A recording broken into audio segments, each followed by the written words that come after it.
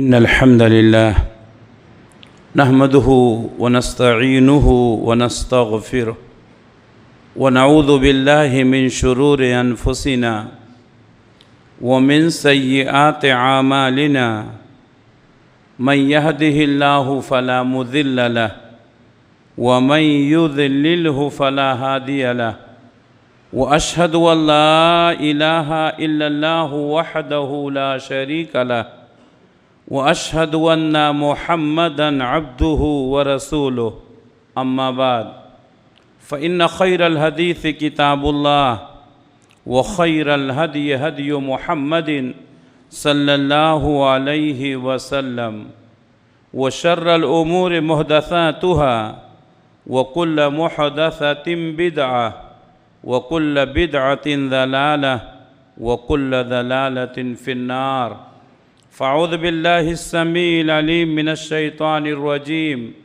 بسم الله الرحمن الرحيم قاف والقرآن المجيد بل عجبوا أن جاءهم منذر منهم فقال الكافرون هذا شيء عجيب أإذا متنا وكنا ترابا ذلك رجع بعيد قد علمنا ما تنقص الأرض منهم وعندنا كتاب حفيظ بل كذبوا بالحق لما جاءهم فهم في أمر مريج يا أيها الذين آمنوا اتقوا الله حق تقاته ولا تموتن إلا وأنتم مسلمون يا أيها الناس اتقوا ربكم الذي خلقكم من نفس واحدة وخلق منها زوجها وبث منهما رجالا كثيرا ونساء واتقوا الله الذي تساءلون به والأرحام إن الله كان عليكم رقيبا يا أيها الذين آمنوا اتقوا الله وقولوا قولا سديدا يصلح لكم أعمالكم ويغفر لكم ذنوبكم ومن يطع الله ورسوله فقد فاز فوزا عظیما۔ ہر طرح کی تعریف اس اللہ رب العالمین کے لیے لائق اور زیبا ہے جو سارے جہان کا اکیلا خالق ہے، مالک ہے، حاکم ہے، رازق ہے۔ درود و سلام نازل ہوں اللہ کے تمام نبیوں پر، خصوصاً آخری نبی حضرت محمد مصطفیٰ صلی اللہ علیہ وسلم پر۔ اللہم صلی علی محمد وعلی آل محمد کما صلیت علی ابراہیم وعلی آل ابراہیم انک حمید مجید۔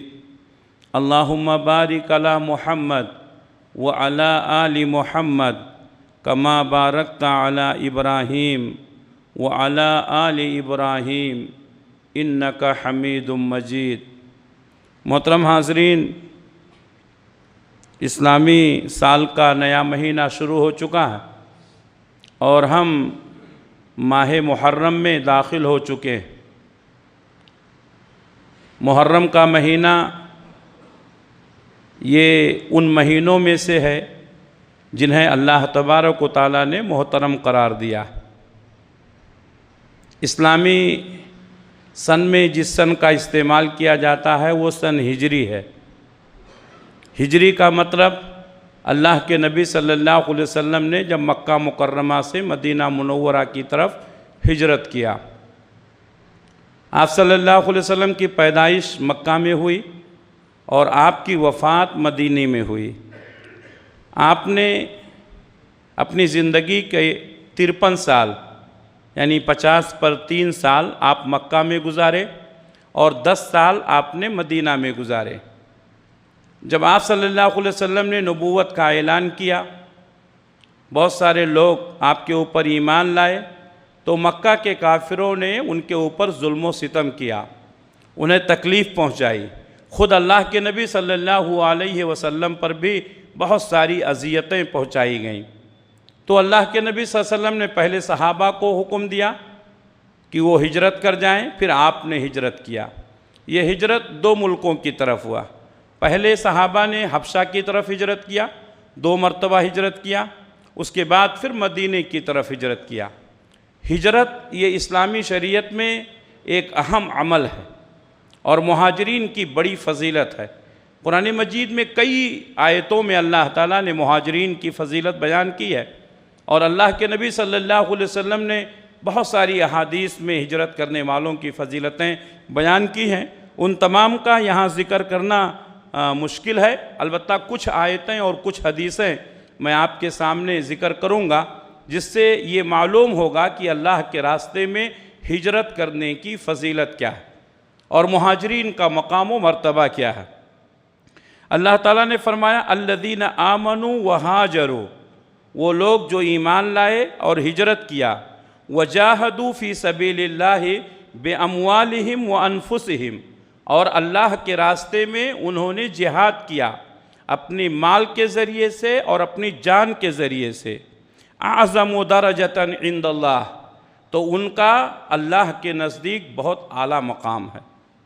تو اس میں بھی اللہ تبارک و تعالیٰ نے ہجرت کا ذکر کیا۔ وَأُولَئِكَ هُمُ الْفَائِزُونَ، اور یہی لوگ کامیاب ہونے والے ہیں۔ یہ سورہ توبہ کی آیت ہے۔ سورۃ النحل میں اللہ نے فرمایا وَالَّذِينَ هَاجَرُوا فِي سَبِيلِ اللَّهِ، وَالَّذِينَ هَاجَرُوا فِي اللَّهِ، جن لوگوں نے اللہ کے راستے میں ہجرت کیا، مِن بَعْدِ مَا ظُلِمُوا، جب ان کے اوپر ظلم کیا گیا اس کے بعد ہجرت کیا، لَنُبَوِّيَنَّهُمْ فِي الدُّنْيَا حَسَنَةً، تو ہم ان کو دنیا میں بہتری عطا کریں گے، ہم ان کو دنیا میں بہتری حسنہ عطا کریں گے، وَلَأَجْرُ الْآخِرَةِ أَكْبَرُ، اور آخرت میں جو ان کا اجر ہے، جو مقام ہے، وہ اور زیادہ ہے، لَوْ كَانُوا يَعْلَمُونَ، اگر وہ لوگ سمجھ جائیں۔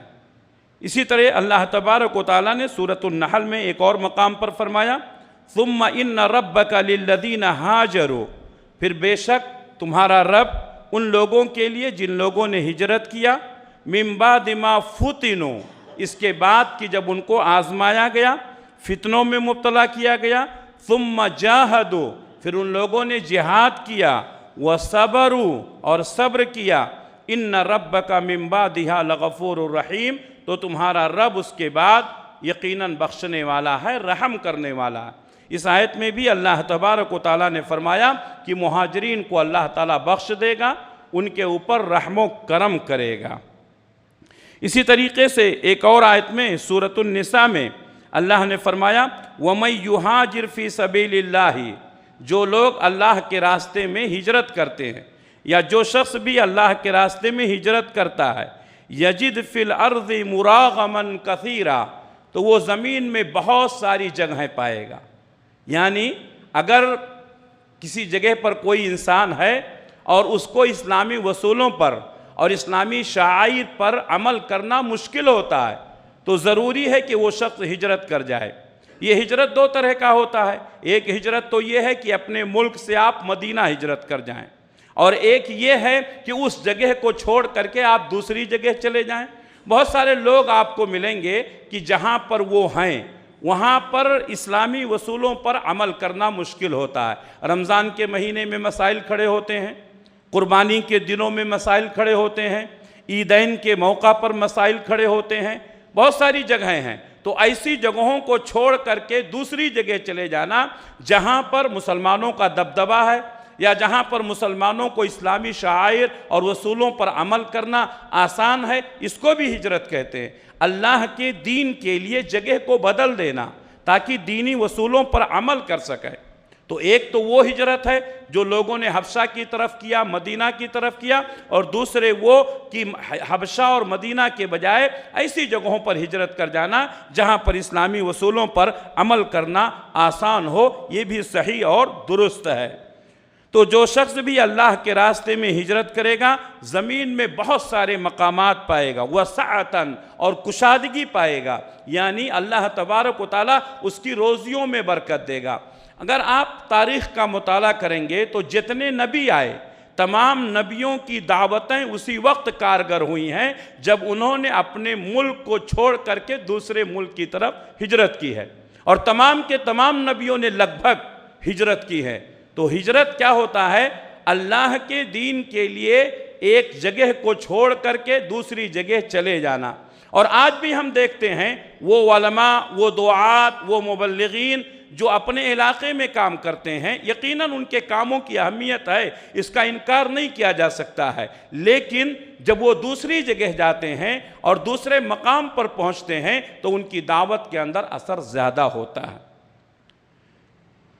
وَمَنْ يَخْرُجْ مِنْ بَيْتِهِ مُهَاجِرًا إِلَى اللَّهِ وَرَسُولِهِ، اور جو شخص اللہ کے راستے میں، اللہ کے رسول کے راستے میں ہجرت کرے گا، اپنے گھر سے نکلے گا، ثُمَّ يُدْرِكُهُ الْمَوْتُ، پھر وہ ہجرت پورا نہیں کر پایا اور راستے میں ہی اس کی وفات ہو گئی، فَقَدْ وَقَعَ أَجْرُهُ عَلَى اللَّهِ، تو اس کا اجر اللہ تعالیٰ پر واقع ہو گیا۔ یعنی اس کی نیت درست تھی، وہ ہجرت کے ارادے سے نکلا تھا لیکن پہنچ نہیں سکا، ہجرت پوری نہیں کر سکا، تو بھی اللہ تبارک و تعالیٰ اس کو اجر دے گا۔ فَقَدْ وَقَعَ أَجْرُهُ عَلَى اللَّهِ وَكَانَ اللَّهُ غَفُورًا رَحِيمًا، اور بے شک اللہ تبارک و تعالیٰ بخشنے والا ہے، رحم کرنے والا۔ اگر کوئی شخص ہجرت کے ارادے سے نکل گیا، ہجرت نہیں کر سکا، اس کو ثواب مل جائے گا۔ اگر کوئی عمرے کے ارادے سے احرام پہن لیا، حج کے ارادے سے احرام پہن لیا، اس کا ارادہ پکا ہے، اگرچہ وہ عمرہ نہیں کر سکا یا حج نہیں کر سکا، اللہ تعالیٰ اس کو عمرے کا اور حج کا ثواب دے گا۔ اس لیے نیتوں میں اخلاص ہونا چاہیے۔ حضرت عمر بن عاص رضی اللہ تعالیٰ عنہ اللہ کے نبی صلی اللہ علیہ وسلم کی خدمت میں آئے، اپنے اسلام کا اظہار کیا اور ایمان لانے کی بات کہی، اور پیارے نبی سے فرمایا کہ اے اللہ کے رسول، آپ ہاتھ بڑھائیے تاکہ آپ کے ہاتھ پر بیعت کر لوں۔ اللہ کے نبی صلی اللہ علیہ وسلم نے حضرت عمر بن عاص کی طرف اپنا ہاتھ بڑھایا تاکہ وہ بیعت کر لیں، تو حضرت عمر بن عاص رضی اللہ تعالیٰ عنہ نے اپنا ہاتھ کھینچ لیا۔ اللہ کے نبی صلی اللہ علیہ وسلم نے فرمایا، عمر ابھی تو تم نے کہا تھا کہ ہاتھ بڑھائیے، میں آپ کے ہاتھ پر بیعت کرنا چاہتا ہوں، اور جب میں نے ہاتھ بڑھایا تو آپ نے کھینچ لیا، معاملہ کیا ہے؟ تو حضرت عمر بن عاص رضی اللہ تعالیٰ عنہ نے کہا کہ اے اللہ کے رسول، میں آپ سے کچھ سوال کرنا چاہتا ہوں، کیا میں اسلام قبول کر لوں، آپ کے اوپر ایمان لے آؤں تو میرے پچھلے جو گناہ ہیں وہ سب معاف ہو جائیں گے؟ تو اللہ کے نبی صلی اللہ علیہ وسلم نے جو فرمایا، صحیح مسلم کی حدیث ہے، اما علمت ان الاسلام یہدم ما کان قبلہ، اے عمر کیا تمہیں معلوم نہیں ہے کہ اسلام لانے کے بعد، اسلام قبول کرنے کے بعد، اسلام کے ذریعے سے اس کے پہلے جتنے گناہ تھے اللہ تعالیٰ معاف کر دیتا ہے۔ اسلام ماقبل کے گناہوں کو معاف کر دیتا ہے۔ آج بھی اگر کوئی شخص زندگی کے آخری ایام میں مسلمان ہو جائے تو اپنی زندگی میں جتنے گناہ اس نے کیا ہے اللہ تبارک و تعالیٰ اس کے گناہوں کو معاف کر دیں گے۔ یہ اللہ تبارک و تعالیٰ کا انعام ہے۔ ان الاسلام یہدم ما کان قبلہ، کیا تمہیں معلوم نہیں ہے کہ اسلام ماقبل کے گناہوں کو معاف کر دیتا ہے؟ وَأَنَّ الْحِجْرَةَ تَهْدِمُ مَا كَانَ قَبْلَهَا، اور تم کو معلوم نہیں ہے ہجرت کرنے والا جب ہجرت کرتا ہے تو ہجرت کرنے سے پہلے جتنے گناہ کیا تھا اللہ تعالیٰ ہجرت کی برکت سے اس کے گناہوں کو معاف کر دیتا ہے۔ اس کے بعد اللہ کے نبی صلی اللہ علیہ وسلم نے فرمایا وَأَنَّ الْحَجَّ يَهْدِمُ مَا كَانَ قَبْلَهُ، اور حج اگر کوئی شخص کر لیتا ہے تو حج بھی ماقبل کے تمام گناہوں کو معاف کر دیتا ہے۔ یہ صحیح مسلم کی حدیث ہے۔ تو اس حدیث میں بھی اللہ کے راستے میں ہجرت کرنے کی فضیلت معلوم ہوئی۔ رسول اللہ صلی اللہ علیہ وسلم نے فرمایا کہ میں اس شخص کے لیے جنت کے ادنا درجے میں ایک گھر کی ضمانت دیتا ہوں۔ اس کے بعد آپ نے فرمایا کہ جنت کے بیچ میں بھی ایک گھر کی ضمانت دیتا ہوں۔ اس کے بعد آپ صلی اللہ علیہ وسلم نے فرمایا کہ جنت کے اعلیٰ درجے میں بھی اس کے لیے ایک گھر کی ضمانت دیتا ہوں جو مجھ پر ایمان لایا، اسلام قبول کیا اور اس نے ہجرت کی۔ تو سوچئے جنت میں ایک نہیں بلکہ اللہ کے نبی صلی اللہ علیہ وسلم نے 3 گھر کا وعدہ فرمایا۔ ادنا درجے میں ایک گھر رہے گا، بیچ میں ایک گھر رہے گا اور اعلیٰ درجے میں ایک گھر رہے گا۔ یہ حدیث سنن نسائی کی ہے اور صحیح حدیث ہے۔ اسی طریقے سے اللہ کے نبی صلی اللہ علیہ وسلم نے صحابہ سے پوچھا کہ بتاؤ جنت میں جو پہلا قافلہ جائے گا وہ کون لوگ ہوں گے، تمہیں معلوم ہے؟ تو صحابہ نے عرض کیا کہ اے اللہ کے رسول ہمیں معلوم نہیں۔ تو کہا جنت میں سب سے پہلے جو لوگ جائیں گے وہ مہاجرین ہوں گے۔ مہاجرین سب سے پہلے جنت میں جائیں گے۔ جب جنت کے دروازے پر پہنچیں گے، جنت کے دروازے کے کھولنے کی سفارش کریں گے، التجا کریں گے، تو جنت کا دربان پوچھے گا تمہارا حساب و کتاب ہو گیا کیا؟ تو یہ لوگ کہیں گے ہمارا کیسا حساب و کتاب، جب سے ہم نے اسلام قبول کیا ہے، جب سے ہم مسلمان ہوئے ہیں، اپنی تلوار کو اپنے گردنوں پر رکھ کر کے اللہ کے راستے میں پھرتے رہے ہیں۔ اللہ کے نبی صلی اللہ علیہ وسلم نے فرمایا یہ پہلا زمرہ ہوگا، یہ پہلا قافلہ ہوگا جن کے لیے جنت کے دروازے کھولے جائیں گے۔ اللہ کے نبی صلی اللہ علیہ وسلم نے ایک اور حدیث میں فرمایا کہ مہاجرین فقراء عمرہ سے 500 سال پہلے جنت میں جائیں گے۔ یہ صحیح حدیث ہے۔ تو ان تمام حدیثوں اور آیتوں سے معلوم ہوا کہ اللہ کے نبی صلی اللہ علیہ وسلم نے مہاجرین کے لیے اور اللہ تبارک و تعالیٰ نے بھی مہاجرین کے لیے جو فضیلتیں بیان کی ہیں ان سے واضح ہوا۔ اس کے علاوہ بھی بہت ساری آیتیں ہیں اور بہت ساری حدیثیں ہیں جن کو یہاں میں ذکر نہیں کر سکتا ہوں چونکہ جمعہ کا وقت بہت قلیل ہوتا ہے اور تمام آیتوں کا اور حدیثوں کا ذکر کرنا مشکل ہی نہیں بلکہ ناممکن ہے۔ حضرت جابر رضی اللہ تعالیٰ عنہ بیان کرتے ہیں کہ حضرت طفیل بن عمر دوسی یہ قبیلہ دوس کے سردار تھے، اللہ کے نبی صلی اللہ علیہ وسلم پر ایمان لائے اور انہوں نے کہا کہ اے اللہ کے رسول آپ مکہ چھوڑ کر قبیلہ دوس میں آ جائیں، ہم آپ کے لیے رہنے سہنے کا انتظام کریں گے اور ہمارے پاس آپ کی حفاظت کے بہت سارے انتظامات ہیں۔ لیکن اللہ کے نبی صلی اللہ علیہ وسلم نے قبیلہ دوس جانا پسند نہیں کیا، اس لیے کہ اللہ تبارک و تعالیٰ نے آپ کے لیے مدینے کا انتخاب کیا تھا۔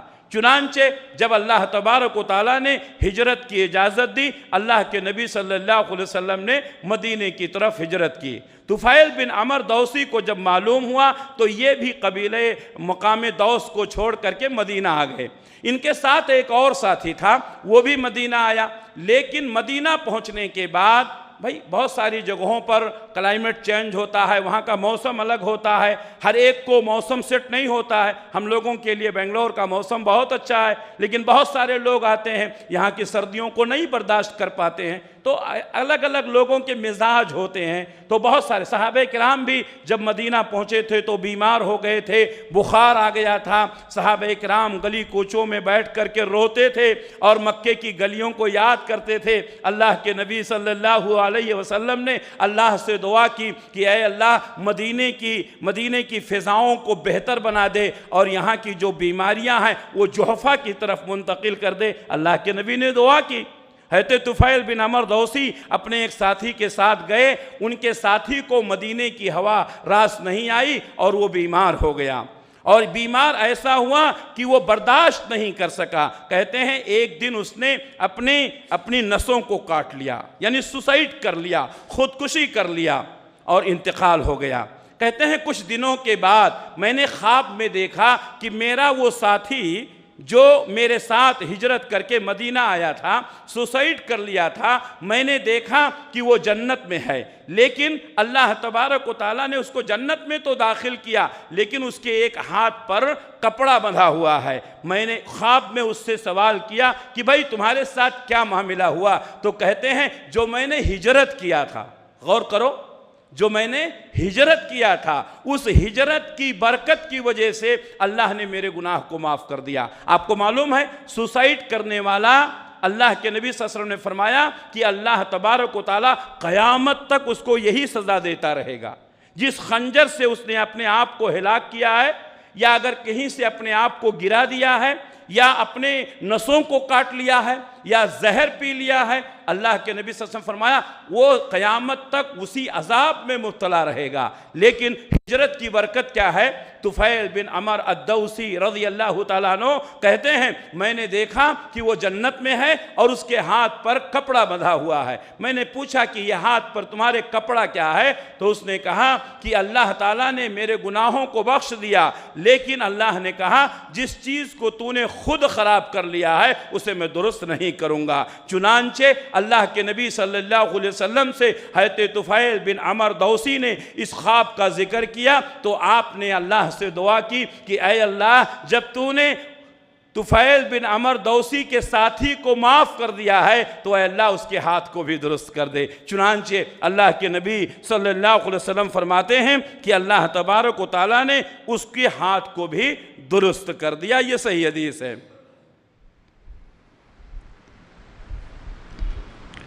اللہ کے نبی صلی اللہ علیہ وسلم نے فرمایا کہ ہجرت کا سلسلہ ختم نہیں ہوا۔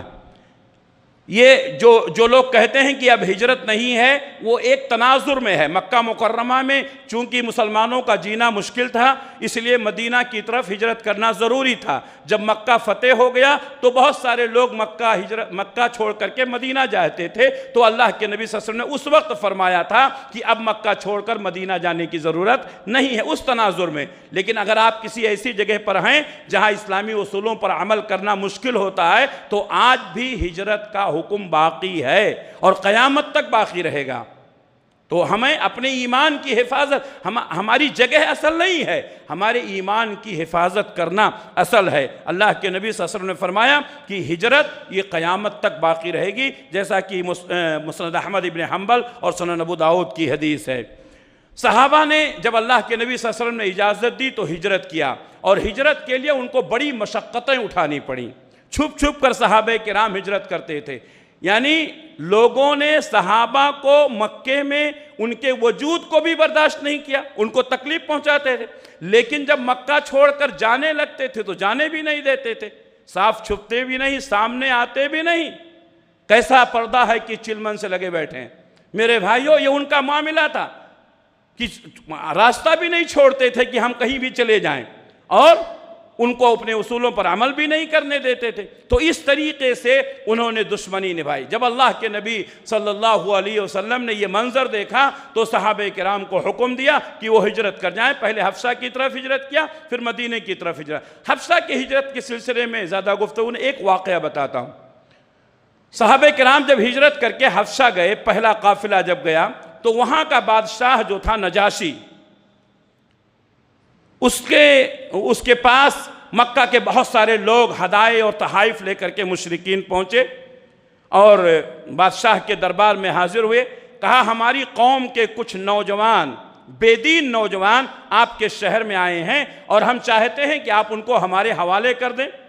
تو حضرت جعفر طیار جو حضرت علی رضی اللہ تعالیٰ عنہ کے بڑے بھائی ہیں، انہوں نے بادشاہ سے گفتگو کی کہ ہم کوئی لٹیرے نہیں ہیں، ہم کوئی بے دین نہیں ہیں، ہم ایمان لے آئے ہیں، اور پورا واقعہ بیان کیا۔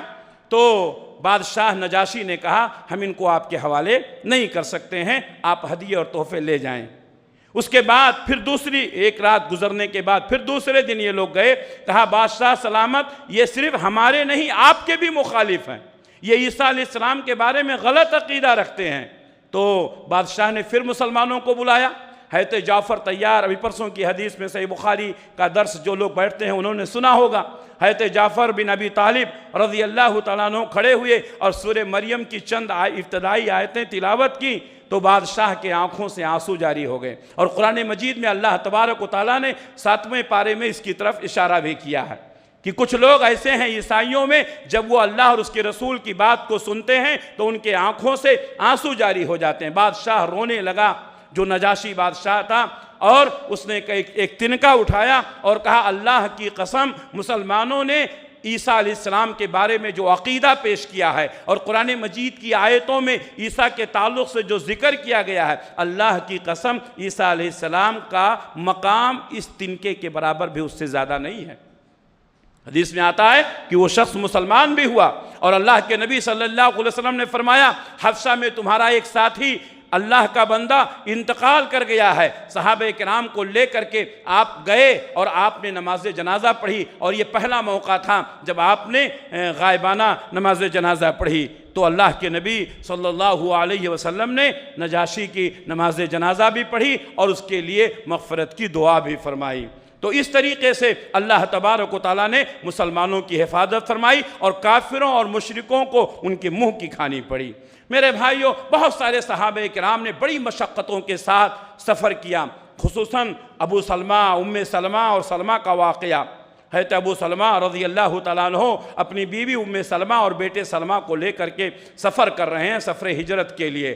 تو مکے کے لوگ آئے اور کہا کہ تم ہجرت نہیں کر سکتے ہو، یہ مال جو تم نے کمایا ہے مکہ میں کمایا ہے، اگر تم کو جانا ہے تو یہ مال واپس کر دو۔ چنانچہ ابو سلمہ رضی اللہ تعالیٰ عنہ نے وہ مال جو مکے میں کمایا تھا پورا چھوڑ دیا۔ اس کے بعد ان کے سسرال والے آئے اور کہا کہ اگر تم کو ہجرت کرنا ہے تو کرو، ہماری بیٹی کو نہیں لے جا سکتے ہو۔ تو انہوں نے ام سلمہ کو اور ان کے بیٹے کو چھین لیا، اور حضرت ابو سلمہ اکیلے جو ہے سفر کرتے ہیں۔ جب ابو سلمہ کے گھر والوں کو معلوم ہوا تو انہوں نے کہا تم اپنی بیٹی کو رکھنا چاہو تو رکھ سکتے ہو، لیکن ہمارے خاندان کے چشم و چراغ کو، سلمہ کو نہیں رکھ سکتے ہو۔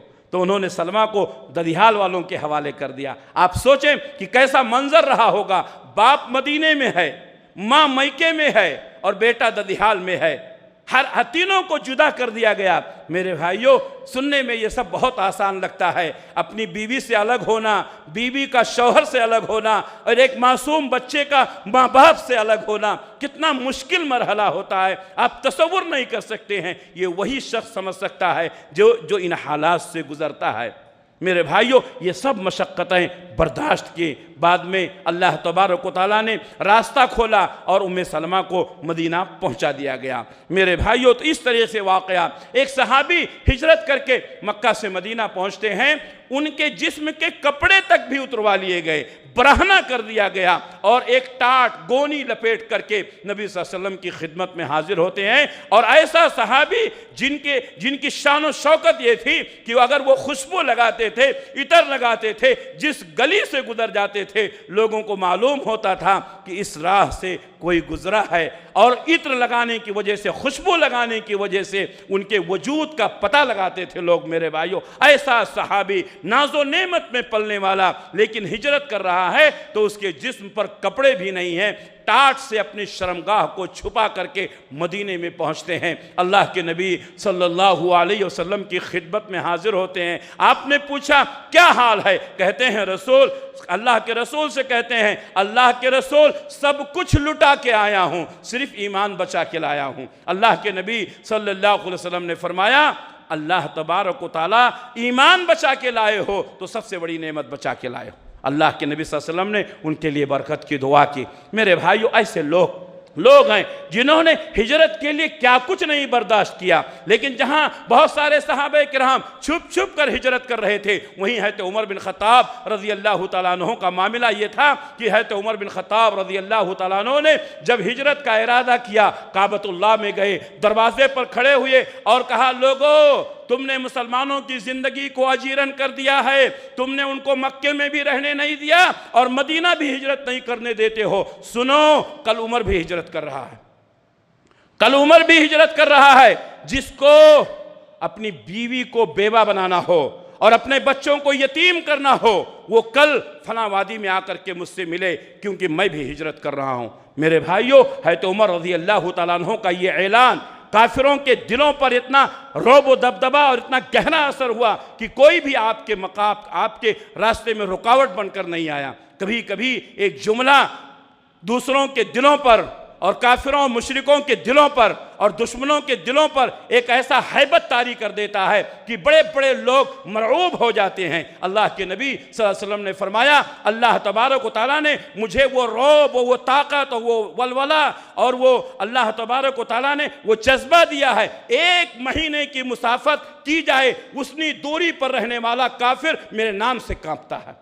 میرے بھائیوں، یہ ہے مسلمانوں کی شان و شوکت، لیکن آج ہم نے اپنا وقار کھو دیا، آج ہم اللہ تبارک و تعالیٰ سے کٹ گئے، ہم نے ایمان کے تقاضوں کو پورا نہیں کیا، ہم دنیا پرست ہو گئے، جس کے متعلق اللہ کے نبی صلی اللہ علیہ وسلم نے فرمایا تھا یہ کیفیت اس وقت پیدا ہوگی جب تمہارے دلوں میں وہن پیدا ہو جائے گا، جس کو اللہ کے نبی نے کہا حب الدنیا و کراہیت الموت۔ آج ہم دنیا سے محبت کرنے لگے ہیں، موت سے ڈرنے لگے ہیں۔ صحابہ کرام کبھی موت سے ڈرتے نہیں تھے۔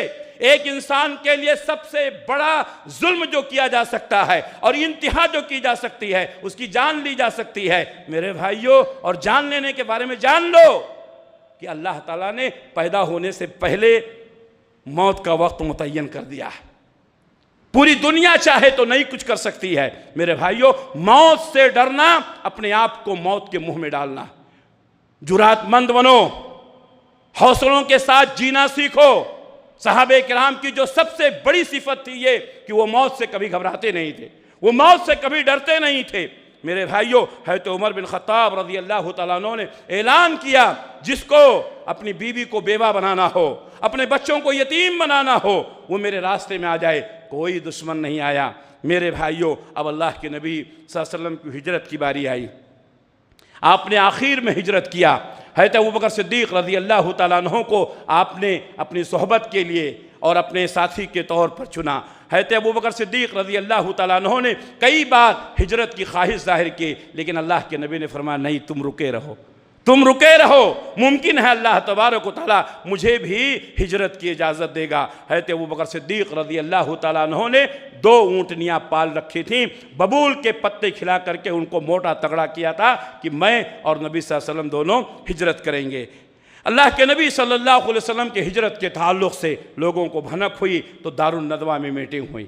میرے بھائیوں، جب انسان کمزور ہو جاتا ہے تو طاقت کا استعمال کرتا ہے۔ دارالندوہ میں میٹنگ ہوئی کہ صحابہ ہجرت کر کے مدینہ جا چکے ہیں اور اب ممکن ہے کہ اللہ کے رسول بھی کبھی بھی نکل جائیں۔ چنانچہ بہت ساری باتیں ہوئیں، ان باتوں کا خلاصہ یہ تھا، آخر میں یہ فیصلہ کیا گیا کہ اللہ کے رسول کو قتل کر دیا جائے۔ اور نوجوانوں کی ایک ٹیم تیار کی گئی، مختلف قبائل سے نوجوانوں کو چنا گیا اور سب کے ہاتھ میں ننگی تلواریں دی گئیں کہ جب اللہ کے رسول اپنے گھر سے باہر نکلیں، سارے نوجوان بیک وقت آپ کے اوپر حملہ کر دیں۔ اس کا فائدہ یہ ہوگا کہ کئی خاندان اور کئی قبیلے کے لوگ ہوں گے، بنو ہاشم اور بنو مطلب جو نبی کے خاندان کے لوگ ہیں، سارے لوگوں سے بدلہ نہیں لے سکیں گے اور دیت لینے پر مجبور ہو جائیں گے۔ یہ پلان بنایا ان لوگوں نے، لیکن میرے بھائیوں، وہ اللہ جو تمام پلانوں کو ختم کرنے والا ہے، جو سب سے بہترین پلان کرنے والا ہے، جو ہر ایک کی سازشوں کو بے نقاب کرنے والا ہے، وہ اللہ تبارک و تعالیٰ، اس کا فیصلہ کچھ اور تھا۔ نبی صلی اللہ علیہ وسلم کے گھر کا محاصرہ کیے ہیں لوگ، ننگی تلواریں لیے ہیں۔ اللہ کے نبی صلی اللہ علیہ وسلم کو اللہ نے حکم دیا آپ گھر سے نکل جائیں۔ آپ گھر سے نکلے، ایک مٹھی مٹی اٹھائی اور ان کے سروں پر ڈالتے ہوئے نکل گئے۔ کوئی آپ کے راستے میں آنا تو دور کی بات ہے، آپ کو دیکھ بھی نہیں سکا۔ میرے بھائیوں، اگر اللہ کسی کی حفاظت کرنا چاہے، کوئی نقصان نہیں پہنچا سکتا ہے۔ آپ کے گھر کا محاصرہ کیا گیا، لیکن اللہ نے آپ کی حفاظت فرمائی۔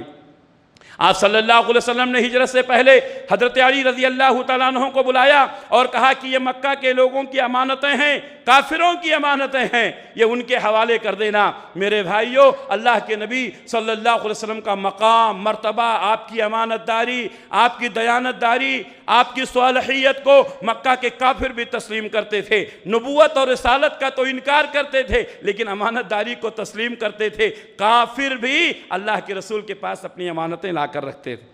اللہ کے نبی صلی اللہ علیہ وسلم نے امانت داری کا وہ ثبوت دیا، کہا علی یہ مکہ کے کافروں کی امانتیں ہیں، رات میں تم ہمارے بستر پر سونا اور یہ مکہ کے کافروں کی امانتیں ان کو واپس کر دینا، اس کے بعد تم مدینہ آنا۔ میرے بھائیوں، جہاں جان کے لالے پڑے ہیں، دشمنوں کا مال ملا تو کیا کہنا، لیکن ہمارے نبی صلی اللہ علیہ وسلم نے ہجرت سے پہلے، ہجرت کرتے وقت حضرت علی رضی اللہ تعالیٰ عنہ کو یہ حکم دے کر کے یہ ثابت کیا کہ مسلمان اپنی جان سے کھیل سکتا ہے، اپنی جان کی پرواہ نہیں کر سکتا ہے، لیکن دوسروں کی امانتوں کی پرواہ کرتا ہے۔ میرے بھائیوں، آج ہماری امانت داری کا حال کیا ہے؟ بھائیوں کے، بہنوں کے، پڑوسیوں کے حقوق دبا کر بیٹھے ہیں اور ہم اپنے آپ کو مسلمان کہتے، شرم آنی چاہیے۔ میرے بھائیوں، اللہ کے نبی صلی اللہ علیہ وسلم نے آخری وقت میں بھی امانت داری کا وہ ثبوت دیا۔ آپ صلی اللہ علیہ وسلم نے راستے کے انتخاب کے لیے، راستے کی رہبری کے لیے ایک شخص کو منتخب کیا جو راستے کو جانتا تھا۔ ایسے وقت میں کون سے راستے سے گزرنا ہے، عام راستوں سے نہیں گزر سکتے ہیں۔ آپ صلی اللہ علیہ وسلم نے ایک کافر کا انتخاب کیا۔ آپ سوچئے، غیر مسلم تھا وہ معلوم یہ ہوا کہ سارے غیر مسلم ہمارے دشمن نہیں ہے، یہ آپ کی زندگی کا سب سے خطرناک موڑ ہے جب آپ کے لیے اور ابو بکر صدیق رضی اللہ تعالیٰ عنہ کے لیے 100 اونٹ کے انعامات رکھے گئے ہیں۔ اللہ کے نبی صلی اللہ علیہ وسلم نے ایک غیر مسلم پر اعتماد کیا اور اس کو اپنے سفر کا ساتھی بنایا، جو راستوں کا ماہر تھا۔ میرے بھائیوں، ہر وقت ہر کافر، ہر غیر مسلم ہمارا دشمن نہیں ہوتا۔ یہی اسلام کی تعلیم ہے۔ زندگی کے آخری اس اہم موڑ پر بھی اللہ کے نبی صلی اللہ علیہ وسلم نے ایک غیر مسلم پر اعتماد کیا، جہاں سے یہ سبق ملتا ہے کہ ہر آدمی ہمارا دشمن نہیں ہوتا ہے۔ آپ صلی اللہ علیہ وسلم نے مکے سے نکل کر کے مکے سے قریب غار ثور میں 3 دن تک قیام کیا، اور وہاں کافر آپ کو ڈھونڈتے ہوئے غار ثور کے دہانے تک پہنچ گئے۔ اگر وہ اپنی نگاہیں نیچے کرتے تو اللہ کے نبی صلی اللہ علیہ وسلم کو اور ابو بکر کو دیکھ لیتے، لیکن اللہ کے نبی صلی اللہ علیہ وسلم نے کوئی خوف، کوئی ڈر محسوس نہیں کیا۔ اللہ تبارک و تعالیٰ نے قرآن مجید میں ذکر کیا ہے ان دونوں کا کیا معاملہ ہے جن کے ساتھ تیسرا اللہ تھا۔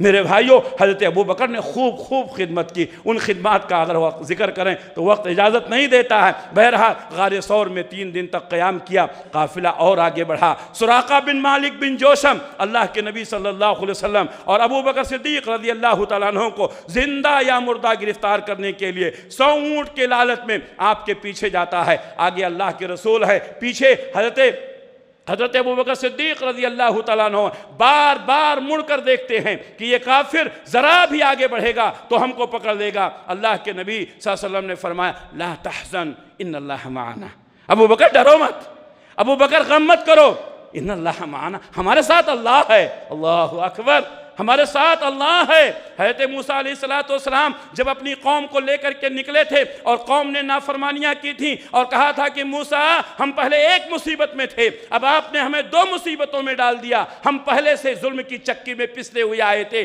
لیکن آپ نے تو الگ مصیبت میں ڈال دی۔ سامنے دریا ہے، پیچھے فرعون کا لشکر ہے، ہم دریا میں جا نہیں سکتے ہیں، فرعون کے لشکر کا مقابلہ نہیں کر سکتے ہیں۔ تو حضرت موسیٰ علیہ السلام نے کیا کہا؟ اللہ میرے ساتھ، ان اللہ معیہ، اللہ میرے ساتھ ہے۔ لیکن اللہ کے نبی نے کیا کہا؟ ان اللہ معانا، اللہ ہمارے ساتھ ہے۔ میرے بھائیوں، موسیٰ علیہ السلام نے اپنی قوم کو اپنے ساتھ شامل نہیں کیا، لیکن اللہ کے نبی صلی اللہ علیہ وسلم نے کہا ان اللہ معانا، اللہ ہمارے ساتھ ہے، جس سے مفسرین نے لکھا ہے کہ حضرت ابو بکر صدیق رضی اللہ تعالیٰ عنہ کی فضیلت ثابت ہوتی ہے۔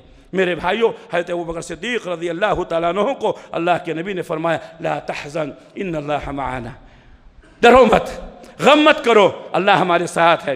چنانچہ اللہ کے نبی صلی اللہ علیہ وسلم آگے بڑھتے ہیں۔ سراقہ بن مالک بن جوشم پیچھا کرنے کی کوشش کرتا ہے، اس کے سواری کے پیر زمین میں دھنس جاتے ہیں، 1 بار 2 بار 3 بار۔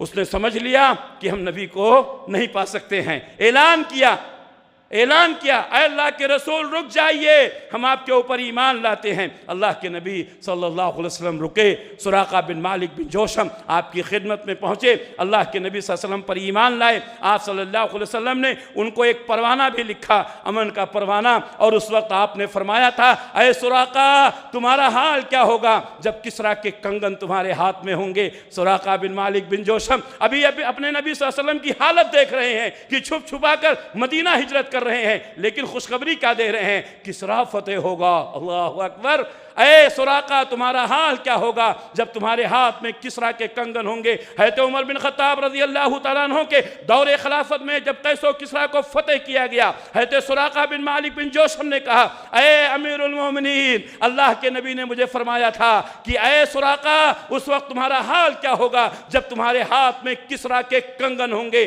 حضرت عمر بن خطاب رضی اللہ تعالیٰ عنہ نے کسریٰ کے کنگن کو اٹھا کر سراقہ بن مالک کے حوالے کر دیا۔ میرے بھائیوں، ابھی تو جان کے لالے پڑے ہیں اور اللہ کے رسول کہ قیصر و کسریٰ کی فتح کی خوشخبریاں سنا رہے ہیں۔ میرے بھائیوں، یہ ہے ہمارے نبی کا مقام۔ اللہ کے نبی صلی اللہ علیہ وسلم سفر کر رہے ہیں، ذرا اور آگے جاتے ہیں، معبد کا خیمہ نظر آتا ہے۔ حضرت ابو بکر صدیق رضی اللہ تعالیٰ عنہ وہاں پہنچتے ہیں، کہتے ہیں ماں کچھ دودھ ہو تو پلا دو، ہمارا ساتھی بڑا بھوکا ہے۔ اللہ کے نبی صلی اللہ علیہ وسلم کی خاطر معبد کہتی ہیں ہمارے پاس کچھ نہیں ہے، ایک بکری ہے، اس کا تھن سوکھا ہوا ہے، دبلی پتلی ہے۔ حضرت ابوبکر صدیق رضی اللہ تعالیٰ عنہ کہتے ہیں ماں تم اجازت دو، اجازت دینا تمہارا کام ہے، دودھ نکالنا میرا کام ہے۔ معبد نے کہا بیٹا اگر یہی بات ہے تو جاؤ دوہ لو۔ حضرت ابوبکر صدیق رضی اللہ تعالیٰ عنہ آگے بڑھتے ہیں، تھن کے نیچے آپ تھالی رکھتے ہیں، آپ ایک پیالہ رکھتے ہیں، دودھ دوہتے ہیں۔ وہ بکری جو کئی دنوں سے بھوکی پیاسی تھی، جو دبلی پتلی تھی، حضرت ابوبکر صدیق رضی اللہ تعالیٰ عنہ کا ہاتھ لگتے ہی اس کا تھن دودھ سے بھر گیا، وہ دبلی پتلی بکری موٹی ہو گئی۔ حضرت ابوبکر صدیق رضی اللہ تعالیٰ عنہ نے دودھ نکالا، اللہ کے رسول کو پلایا، خود پیا، اور ایک پیالہ دودھ بھر کر کے گھر میں رکھ دیا۔ معبد کے شوہر آتے ہیں، عجیب خوشبو محسوس ہوتی ہے، دیکھتے ہیں بکری جو دبلی پتلی تھی موٹی ہو گئی ہے، تھن بھرا ہوا ہے، دودھ کا پیالہ موجود ہے۔ معبد سے کہا کون آیا تھا؟ ابھی اس راہ سے گزرا ہے کوئی، کہے دیتی ہے شوخی نفس پاکی، جہاں سے گزر گئے برکتوں کو چھوڑ گئے۔ یہ ہمارے نبی صلی اللہ علیہ وسلم کا مقام و مرتبہ ہے، جس راستے سے گزرے خوشبوؤں سے معطر کر دیا، رحمتوں اور برکتوں کو اللہ تبارک و تعالیٰ نے نازل فرمایا۔ اللہ کے نبی صلی اللہ علیہ وسلم مدینہ سے قریب پہنچتے ہیں۔ مدینہ پہنچنے سے پہلے آپ نے قباء میں قیام کیا، 10 دنوں تک آپ نے قیام کیا۔ وہاں پر آپ نے مسجد قباء کی بنیاد رکھی، جس کے متعلق اللہ کے نبی صلی اللہ علیہ وسلم نے فرمایا اگر کوئی شخص مدینہ کے قیام کے دوران مسجد قباء میں آتا ہے، صبح کے وقت میں یا شام کے وقت میں 2 رکعت نفل نماز پڑھتا ہے، اللہ تعالیٰ اس کو ایک عمرے کا ثواب دیتا ہے۔ مسجد نبوی سے پہلے اللہ کے رسول نے مسجد قباء کی بنیاد رکھی۔ اللہ کے نبی صلی اللہ علیہ وسلم مدینہ پہنچتے ہیں، آپ کا استقبال جو کیا گیا، میرے بھائیوں نبی صلی اللہ علیہ وسلم کا استقبال جو مدینہ میں کیا گیا، آج تک کسی کا وہ ایسا استقبال نہیں کیا گیا ہے۔ میرے بھائیوں مدینے میں خوشی کا ماحول تھا۔ اللہ کے نبی صلی اللہ علیہ وسلم کی اونٹنی کی نکیل لوگ پکڑ رہے تھے، ہمارے گھر چلیں، ہمارے گھر چلیں۔ اللہ کے رسول نے فرمایا چھوڑ دو، چھوڑ دو، یہ اونٹنی اللہ کی طرف سے معمور ہے، جہاں اللہ کا حکم ہوگا وہیں بیٹھے گی۔ چنانچہ اونٹنی کو چھوڑ دیا گیا۔ اللہ کے نبی صلی اللہ علیہ وسلم کی اونٹنی چلتی رہی، اور جہاں پر آج مسجد نبوی ہے وہاں پر جا کر کے وہ اونٹنی بیٹھ گئی۔ حضرت ابو ایوب انصاری رضی اللہ تعالیٰ عنہ آئے، کہا اللہ کے رسول بس میرا گھر دروازہ قریب ہے، سامنے دکھ رہا ہے۔ اللہ کے رسول نے فرمایا جاؤ میرے رہنے کا انتظام کرو۔ حضرت ابو ایوب انصاری رضی اللہ تعالیٰ عنہ نے نبی کی ضیافت کیسے کی، نبی کی خدمت کیسے کی، وقت اجازت نہیں دیتا ہے۔ انشاءاللہ پھر کسی اور موقع پر اللہ سے دعا ہے کہ اللہ رب العالمین ہجرت کے ان واقعات سے ہمیں عبرت اور نصیحت حاصل کرنے کی توفیق عطا فرمائے۔ اللہ ہم سب کو سچا پکا مسلمان بنائے، نبی کی سنتوں پر عمل کرنے کی توفیق عنایت فرمائے، بدعات و خرافات سے اللہ ہم سب کی حفاظت فرمائے۔ اللہ تبارک و تعالی ہماری روزیوں میں برکت عطا فرمائے، اللہ ہماری پریشانیوں کو دور فرمائے، آفتوں سے، بلاؤں سے، مصیبتوں سے اللہ ہماری حفاظت فرمائے۔ جو لوگ پریشان ہیں اللہ ان کی پریشانیوں کو دور فرمائے، جو بیمار ہیں اللہ ان کو شفائے کاملہ عاجلہ مستمرہ دائمہ نصیب فرمائے، جو لوگ قرض میں ڈوبے ہوئے ہیں اللہ تعالیٰ ان کے قرض کو ختم کرنے کی کوئی سبیل پیدا فرمائے۔ اے اللہ ہم سب کو عزت والی ایمان والی زندگی عطا فرما، اے اللہ ہماری روزیوں میں برکت عطا فرما، اے اللہ جب تک دنیا میں رکھ اسلام پر قائم رکھ، خاتمہ ہو تو ایمان بالخیر پر ہو۔ ربنا تقبل منا انکا انت السمیع العلیم وتب علینا انکا انت التواب الرحیم برحمتک یا ارحم الراحمین آمین۔